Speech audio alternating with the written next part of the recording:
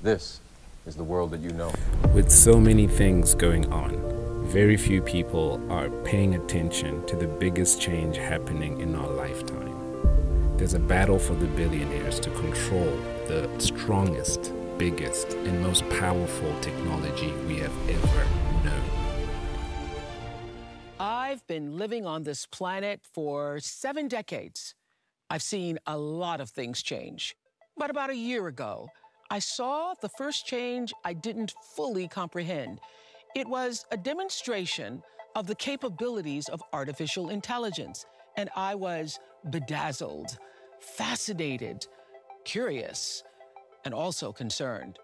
But there's no doubt, it is here. Artificial intelligence is here, and life for all of us is about to be very different. The reason OpenAI exists at all is that OpenAI, I mean, you seem somewhat frustrated with them. You were one of the big contributors early on. the reason I am the reason OpenAI exists. The reason OpenAI exists at all is that Larry Page and I used to be close friends, and I would stay at his house in Palo Alto, and I would talk to him late into the night about AI safety. And at least my perception was that Larry was not taking AI safety seriously enough. What did he say about it? He really seemed to be wants sort of a digital superintelligence, basically digital God, as soon as possible. The world as it was at the end of the 20th century. It exists now only as part of a neural interactive simulation that we call the Matrix. As soon as possible. He wanted that? Yes. He's made many public statements over the years that the whole goal of Google is what's called AGI, Artificial General Intelligence, or Artificial Superintelligence. I think there's a lot to be said for basic amounts of computation. There's a lot of people who agree with me on this, a lot of people who don't. But it exists now only as part of a neural interactive simulation that we call the Matrix. But my prediction is that when AI happens, it's going to be a lot of computation and not so much clever blackboard, whiteboard kind of stuff, clever algorithms, but just a lot of computation. And that my theory is that if you look at your programming, your DNA is about 600 megabytes compressed. So it's smaller than any modern operating system, smaller than Linux or Windows or anything like that, your whole operating system. That includes booting up your brain, right? That includes booting up your brain, right, by definition. And so your program algorithms probably aren't that complicated. It's probably more about the overall computation, but that's my guess. We have some people at Google who are really trying to build artificial intelligence. And to do it in a large scale and so on, and in fact, to make search better, we really need to make, to do a perfect job of search, you could ask any query and it would give you the perfect answer, and that would be artificial intelligence, right? Based on everything being on the web, which is pretty close approximation. So I think we're lucky enough to be working incrementally closer to that. But again, very, very few people are working on this, and I don't think it's that far off as people think.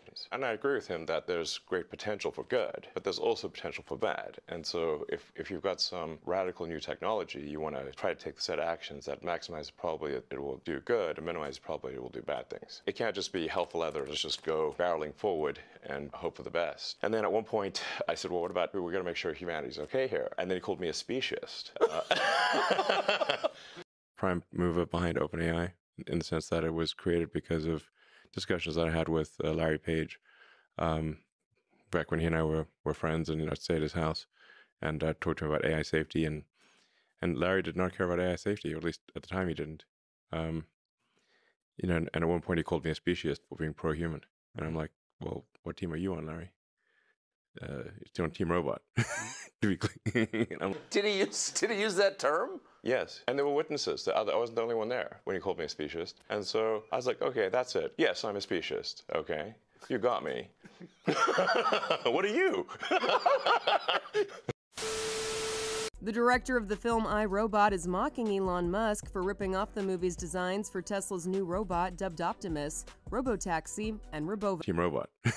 To be clear. Yeah, I'm fully a speciesist. Busted. It's the same techniques. It's just a robot with arms and legs instead of a robot with wheels. With Optimus, as you can see, we started up with someone in a robot suit. Do anything you want, so it can be a teacher, babysit your kids. It can walk your dog, mow your lawn, get the groceries, just be your friend, serve drinks, whatever you can think of. Accusing Musk's company of ripping off the designs found in the 2004 sci-fi film I, Robot, starring Will Smith. Just a robot with arms and legs instead of a robot with wheels. And we've made a lot of progress with Optimus. So you can have your own personal R2-D2 C-3PO. And I think at scale, My legs aren't moving. I must need maintenance.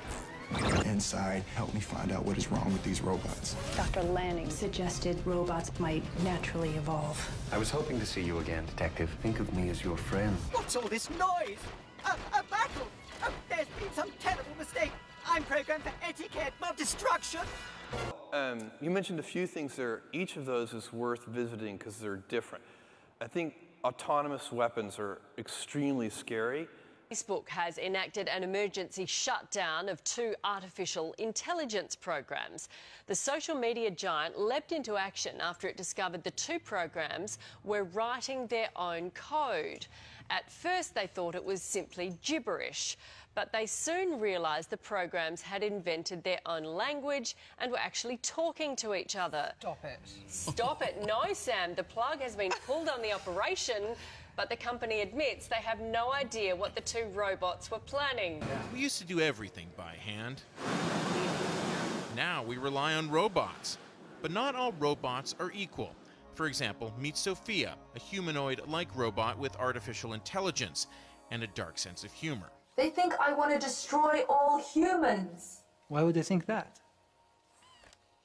Because I said it. We have only bits and pieces of information, but what we know for certain is that at some point in the early 21st century, all of mankind was united in celebration. We marveled at our own magnificence as we gave birth to AI. AI?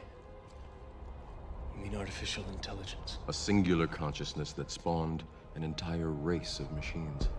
Now, robots threatening the human race isn't new. It's a science fiction standard. I know that you and Frank were planning to disconnect me. But recently, tech billionaire Elon Musk suggested all that fiction could become reality. I keep sounding the alarm bell, but until people see like robots going down the street killing people, like they don't know how to react. And these weapons, some of the ideas that people have for these weapons are in fact very scary.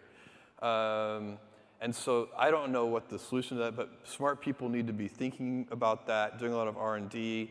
Is there a kind of, it'd have to be a big treaty like the Geneva Convention or something that would help regulate these weapons, because they're actually, they have a lot of issues. So that one I think is genuinely scary. The idea that there's going to be a general AI overlord that subjugates us or kills us all, I think is not something to worry about. I think that is overhyped. And Musk should know his company Tesla is a world leader in artificial intelligence, or AI. But just like robots, not all tech billionaires think the same. So enter Facebook founder Mark Zukerberg.